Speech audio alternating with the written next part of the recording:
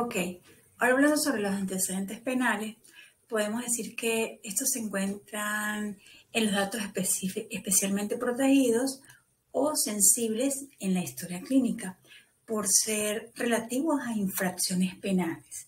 No siempre incluye este dato una historia clínica básica.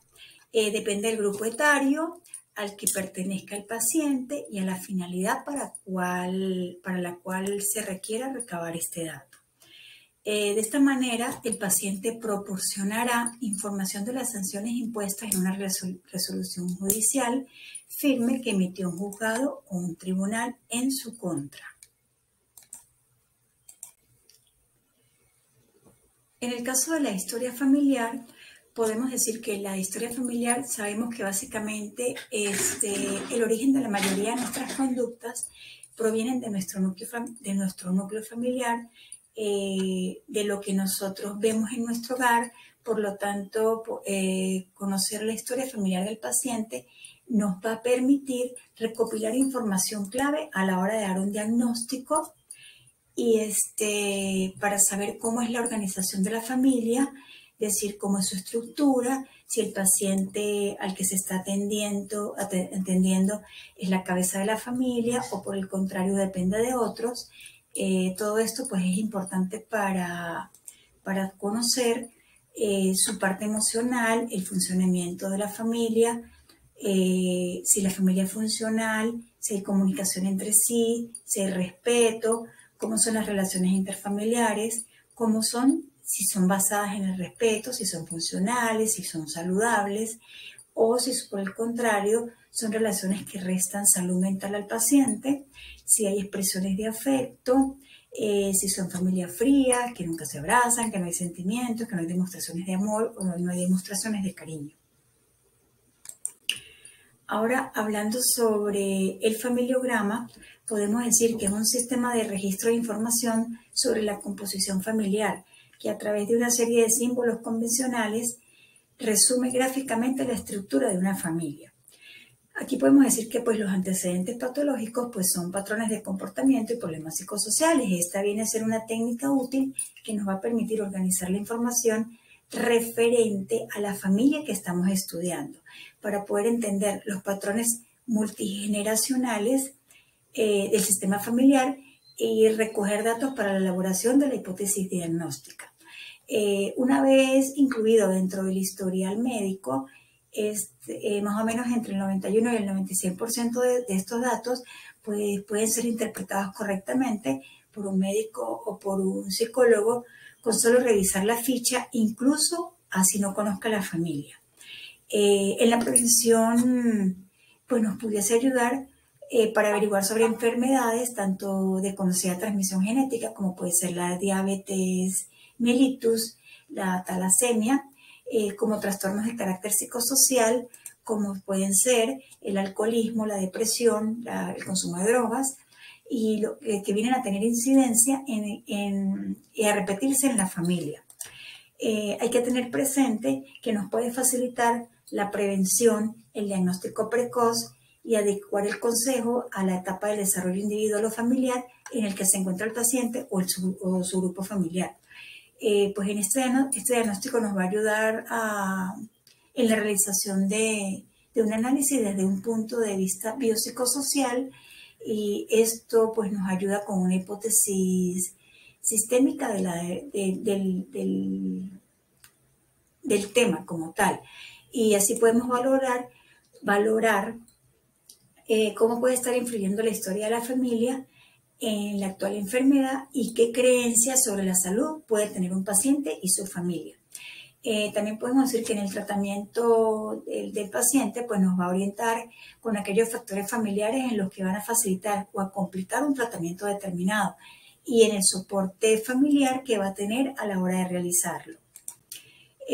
También pues, decimos que pues, el familiograma viene a ser como un árbol, o sea, como un retrato familiar. Es un sistema de registro para la historia clínica sobre la composición familiar, donde se recogen datos demográficos que vienen a ser la edad, la tipología familiar, el sexo, y además de ilustrarnos acerca del ciclo vital de la familia, de las relaciones afectivas entre los diferentes miembros y sus recursos. Es un instrumento de trabajo de gran utilidad para el médico de familia o también el psicólogo, ya que nos permite conocer de una forma gráfica y rápida los datos biométricos y patrones de comportamiento de los integrantes de la familia y también del paciente y de todo su contexto familiar a lo largo de varias generaciones. Pues como todo instrumento, pues los familiogramas o genogramas, porque también los llaman genogramas, no están desprevistos de las desventajas, siendo las más importantes el hecho de que la información sea estática. Esto lo que quiere decir es que nos obliga además a ponerle fecha a la realización, a revisarlo periódicamente en el tiempo y la elaboración. Nos va a costar más o menos entre unos 5 y unos 20 minutos y pues se puede ir completando a medida que se van teniendo varias visitas, lo que a su vez nos ayuda a que la información pues esté mucho más completa. Algunos psicólogos o médicos realizan familiogramas o genogramas como una parte habitual de la toma de datos de los nuevos pacientes a la hora de preguntar sobre sus antecedentes familiares y personales y sobre sus hábitos, lo cual viene a ser de importancia en el ahorro de una fuente de información. Sobre el examen mental. Aquí este se hace para verificar las facultades de pensamiento de una persona y determinar cualquier problema, si está mejorando o está empeorando. También lo denominan examen o prueba neurocognitiva. Este examen puede llevarse a cabo tanto en una casa como en un consultorio, como en un asilo de ancianos, en un hospital, hasta en colegios, pues. Algunas veces, pues, los psicólogos de formación especial harán exámenes que vienen a ser un poco más detallados. Lo llaman también exploración psicopatológica, la cual consiste en una descripción de todas las áreas del funcionamiento mental del paciente para tratar de recoger toda la información posible mediante la exploración de áreas funcionales concretas. Es una recolección de datos que nos va a ayudar a evaluar el estado mental de los pacientes desde el modelo médico y psicológico, y el cual está orientado a detectar signos y síntomas de un determinado sujeto y en un determinado momento. Sobre las pautas del examen mental podemos decir que está la descripción general, la descripción específica o semiología. En la descripción general encontramos la apariencia y las conductas iniciales, que son las actitudes ante el examinador, la reacción del entrevistador al paciente, o sea, como decir, una contratransferencia. En la descripción específica o semiología, pues entra la conciencia, se debe indagar si estamos frente a un paciente lúcido o si se observan alteraciones patológicas de la conciencia o alteraciones cuantitativas y alteraciones cualitativas. La psicomotricidad es la expresión final de una serie de instancias psicológicas que nos hablan del sujeto en profundidad. Esto nos da la información, por ejemplo, de los instintos de la persona, de la voluntad, del estado de ánimo actual. Además nos va a expresar sobre los rasgos de la personalidad y el modo de percibir el mundo y relacionarse con él, o sea, a título de una visión general. Algunas alteraciones de la psicomotricidad pues pueden ser, en este caso, la hipocinesia, hipercinesia, la hipomimia, la rigidez, las estereotipias, la flexibilidad seria, el estupor catatónico, el negativismo, entre otros. También podemos decir que se ve la parte del lenguaje en donde se detectan sus anormalidades, identificar si hay lenguaje notificativo, comunicativo o indicativo. Entre algunas alteraciones pues podemos encontrar la bradilalia, taquilalia, verborreico, logorreico, los trastornos del lenguaje escrito, que son las alexias o hemialexias, los trastornos del lenguaje hablado, que son las afasias, neologismos, etc. El lenguaje puede ser un indicador del nivel intelectual del paciente. También los pensamientos y lo que son las alteraciones del pensamiento que se estudian a partir del discurso de los pacientes. Esto lo que viene a decir es que pues a partir del lenguaje y puede estar alterado en 4 dimensiones fundamentales, como son el curso o la estructura, donde está la continuidad del pensamiento en cuanto a los principios lógicos que subyacen al discurso y a su orientación finalística, o sea, el hilo del conductor. Un ejemplo puede ser el pensamiento laxo, el incoherente, el disgregado, la jergafasia. También está la velocidad, taquisiquia, bradisiquia, ideofugalidad, fuga de ideas. El contenido, por ejemplo, ideas sobrevaloradas de delirio, en otras de sus formas y temáticas. También es importante en el contenido integrar la presencia de ideas suicidas. También está el control, por ejemplo, las obsesiones, las fobias y las pseudoobsesiones. La afectividad, se puede utilizar la percepción subjetiva del examinador, en este caso el psicólogo o el médico, describiendo y no interpretando, o bien pues preguntando directamente al paciente algunas alteraciones de la afectividad, como son la euforia y la disforia, la hedonia, la paratimia, la ambivalencia afectiva, la irritabilidad, la labilidad afectiva, el miedo.